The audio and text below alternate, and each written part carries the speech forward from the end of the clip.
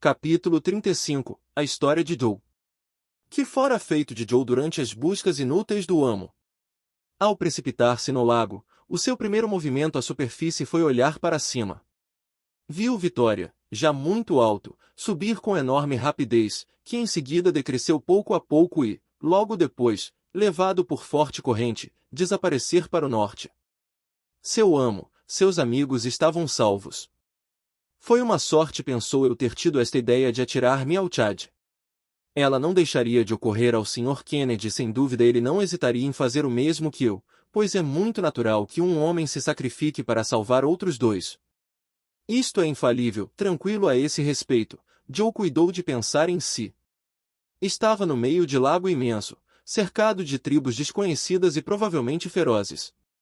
Mais uma razão para tentar sair do apuro, contando apenas consigo, e nem por isso se assustou mais. Antes do ataque das aves de rapina, que na sua opinião se tinham conduzido como verdadeiros abutres, ele avistara uma ilha no horizonte. Resolveu dirigir-se para ela e pôs-se a desenvolver todos os seus recursos em matéria de natação, depois de haver se desembaraçado da parte mais incômoda das roupas. Um passeio de 9 ou 10 quilômetros não o preocupava muito, de modo que ao ver-se em pleno lago só pensou em nadar vigorosamente. Ao cabo de hora e meia, a distância que o separava da ilha já era pequena. À medida, porém, que se ia aproximando da terra, uma ideia, a princípio vaga e logo persistente, apoderou-se de seu espírito. Sabia que as margens do lago estavam coalhadas de enormes crocodilos e conhecia a voracidade de tais feras. Embora fosse hábito seu achar tudo muito natural neste mundo, o digno moço sentiu-se invencivelmente perturbado. Receava que a carne branca fosse especialmente do agrado dos crocodilos e avançou com as maiores precauções, de olho à espreita. Não distava mais de uma centena de braços de uma das praias sombreadas de árvores verdes, quando uma lufada de ar, carregada de penetrante aroma de almíscar, o envolveu. Bem, disse ele, eis aí o que eu temia. O crocodilo não anda longe. E mergulhou rapidamente, mas não tanto que lhe permitisse evitar o contato de um corpo enorme cuja epiderme escamosa o arranhou de passagem. Julgou-se perdido e saiu a nadar com desesperada velocidade. Voltou à tona, respirou e tornou a desaparecer. Teve ali um quarto de hora de indizível angústia que nem toda a sua filosofia pôde vencer, julgando sempre ouvir atrás de si o ruído daquela vasta mandíbula pronta a devorá-lo. Ia deslizando entre duas águas, o mais devagar possível, quando se sentiu seguro por um braço e, depois, pelo meio do corpo. Pobre Joe! Depois de último pensamento ao amo, rompeu a lutar com desespero, sentindo-se atraído não para o fundo do lago, como é costume fazerem os crocodilos para devorar a presa, mas para a superfície. Mal pôde respirar e abrir os olhos, viu-se entre dois negros cor de ébano. Os africanos seguravam-no fortemente, soltando estranhos gritos. Que diabo! Não pôde Joe impedir-se de exclamar negros em vez de crocodilos? Bolas! Prefiro isto! Mas como é que estes velhacos ousam banhar-se nestas paragens? Joe ignorava que os habitantes das ilhas do Chad, como muitos outros pretos, mergulham impunemente nas águas infestadas de crocodilos, despreocupados da sua presença. Os anfíbios daquele lago gozam da merecida reputação de sauros inofensivos. Mas não teria Joe evitado um perigo justamente para cair noutro? Foi o que deixou os acontecimentos decidirem e, como nada podia fazer, consentiu que o levassem para a margem sem mostrar o menor temor. Sem dúvida, disse consigo, esta gente viu Vitória passar sobre as águas do lago como um monstro dos ares. Testemunhou de longe a minha queda e não pode deixar de ter deferências com um homem caído do céu. Vamos a ver o que acontece. Assim refletia Joe no momento de chegar à terra, em meio a uma turba ululante, de todos os sexos, de todas as idades, mas não de todas as cores. Achava-se numa tribo de bidiomas de esplêndida negrura. Nem sequer teve de corar pela sua roupa sumária, pois encontrava-se despido segundo a moda do país. Antes, porém, de ter tempo de pensar na sua situação, notou as adorações de que era objeto, o que não deixou de agradá-lo, embora lhe voltasse à memória o episódio de Case. Pressinto que vou tornar-me um deus, um filho da lua. Pois bem, tanto vale este ofício como outro, visto não haver por onde escolher. O essencial é ganhar tempo. Se o Vitória tornar a passar, aproveitarei a minha nova posição para dar aos meus adoradores o espetáculo de uma ascensão miraculosa. Enquanto refletia desse modo, a turba comprimia-se em redor dele. Prosternava-se, uivava, apalpava-o, ia se familiarizando, mas ainda assim teve a ideia de oferecer-lhe festim magnífico, composto de leite azedo com arroz moído e mel. O digno moço, tirando partido de tudo, fez então uma das melhores refeições da sua vida e deu ao seu povo uma alta ideia do modo como os deuses devoram nas grandes ocasiões. Ao cair da noite, os feiticeiros da ilha tomaram-no, respeitosamente, pela mão e conduziram-no a uma espécie de casa cercada de talismãs. Antes de entrar, Joe lançou olhar bastante inquieto aos montes de ossos que se erguiam à volta do santuário, ficando-lhe muito tempo para meditar na sua situação depois de ser fechado na cabana.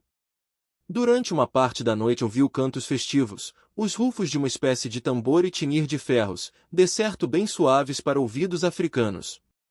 Coros de uivos acompanharam danças intermináveis que envolviam a sagrada cabana em suas contorções e caretas. Joe pôde observar o conjunto atordoante através das paredes de barro e bambu da cabana. Talvez em qualquer outra circunstância experimentasse vivo prazer em contemplar aquelas estranhas cerimônias, mas não tardou a atormentá-lo uma ideia bastante desagradável. Mesmo tomando as coisas pelo pouco. Seu lado melhor, achou idiota e muito triste estar perdido naquela terra selvagem, entre semelhante gente. Poucos viajantes haviam tornado a ver a pátria depois de se terem aventurado até aquelas paragens. Podia, além disso, confiar na adoração de que se via objeto? Boas razões tinha para acreditar na vaidade das grandezas humanas. E perguntava a si mesmo se naquela terra a adoração não iria até ao extremo de comer o adorado. A despeito da perspectiva, após algumas horas de meditação, a fadiga prevaleceu sobre as ideias sombrias, e Joe caiu em sono bem profundo, que de certo se prolongaria até ao romper do dia seguinte se inesperada umidade não acordasse o dorminhoco. A umidade não tardou a fazer-se água e a água subiu tanto que lhe chegou à cintura. Que diabo será isto? Perguntou-se. Inundação? Tromba? Ou algum novo suplício destes, pretos? Por Deus! Não esperarei que ela me suba ao pescoço. Assim dizendo, derrubou a parede com um encontrão. E onde pensa o leitor que ele se encontrou? Em pleno lago. Da ilha não restava mais nada, ficará submersa durante a noite. Em seu lugar estava a imensidade do Tchad. Triste país para os proprietários. Disse Joe, retomando logo as suas faculdades natatórias. Fenômeno bastante frequente no lago Tchad libertar o animoso rapaz. Mais de uma ilha assim tem desaparecido, embora parecesse ter a solidez da rocha. Muitas vezes as populações ribeirinhas têm de recolher os infelizes que escapam a essas terríveis catástrofes. Joe ignorava tal particularidade, mas nem por isso deixou de aproveitar. Avistou um barco errante do qual logo se aproximou. Era uma espécie de tronco de árvore grosseiramente cavado.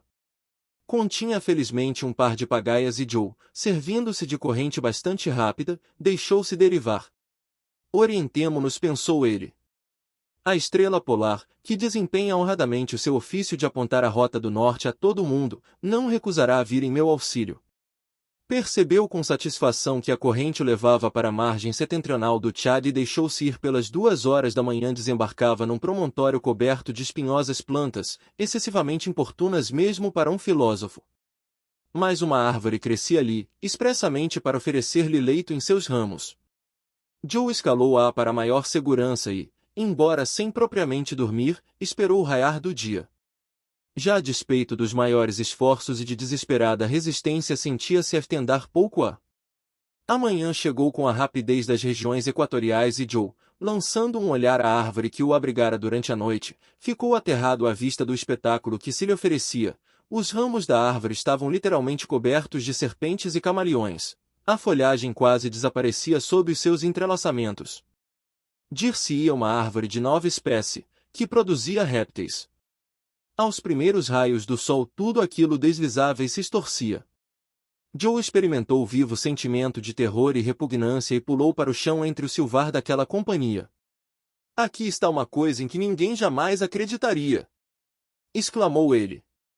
Depois do que acabava de ver, resolveu ser mais cauteloso no futuro e, orientando-se pelo sol, pôs-se a caminho em direção ao nordeste, evitando com o maior cuidado cabanas, casas, choças, covis, numa palavra, tudo que pudesse servir de asilo à raça humana.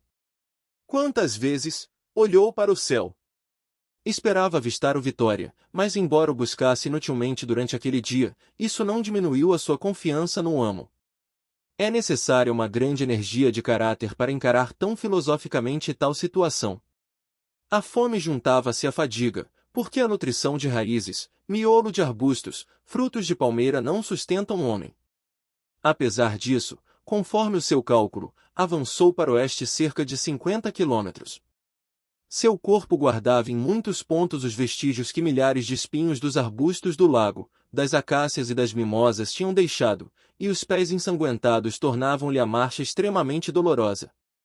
Mas, enfim, conseguiu reagir contra as dores e ao entardecer resolveu passar a noite nas margens do Tchad.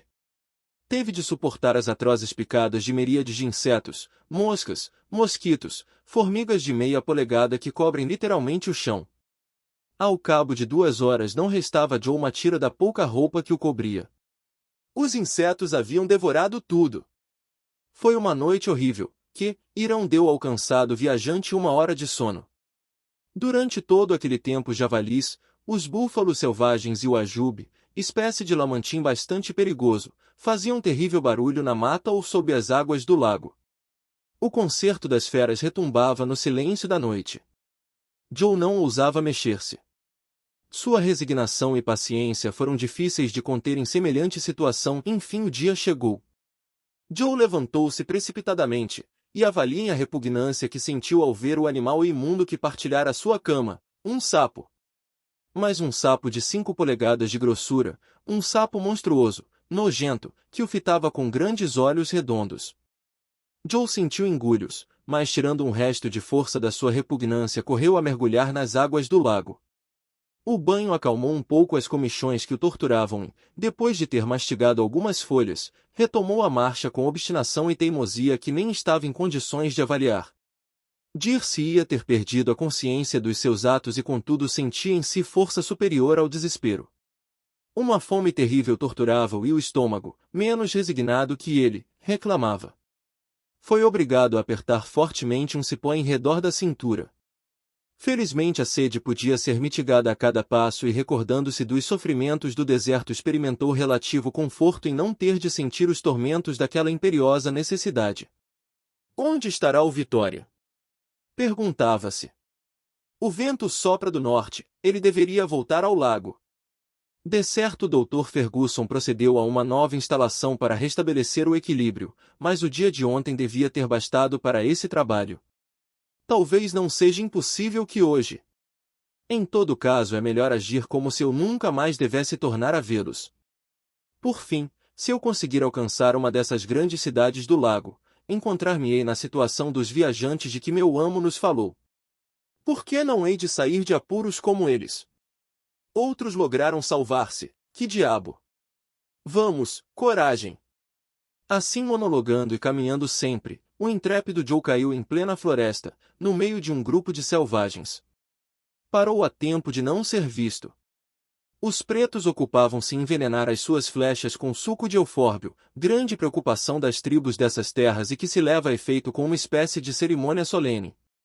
Joe, imóvel, contendo a respiração, ia esconder-se numa brecha, quando ao erguer os olhos, por um intervalo da folhagem, avistou o Vitória, o próprio Vitória que se dirigia para o lago, apenas a 30 metros acima dele.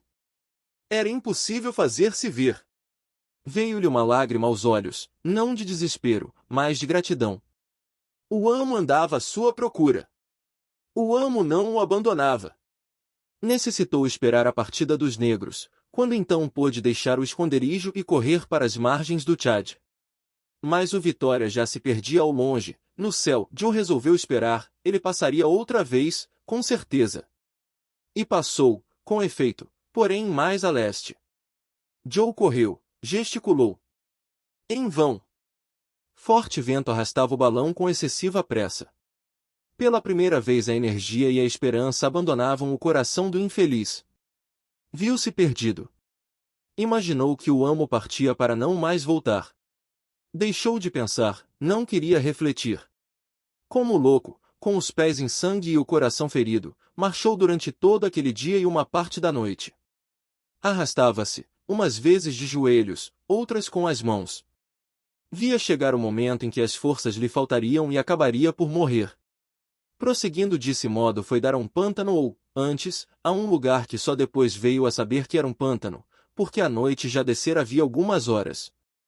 Inesperadamente, caiu num lamaçal compacto e a despeito dos maiores esforços e de desesperada resistência sentia-se afundar pouco a pouco no lodo movediço. Minutos depois estava enterrado até a cintura.